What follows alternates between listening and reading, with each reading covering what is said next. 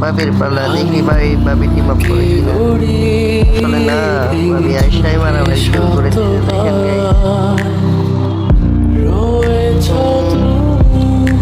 আরেকটা রাউন্ড আছে, দেখি রাউন্ডে টিম আপ করা পাই নাকি।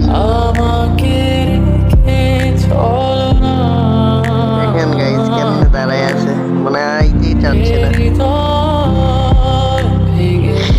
আমি কি বলবো, আমি তো নুব।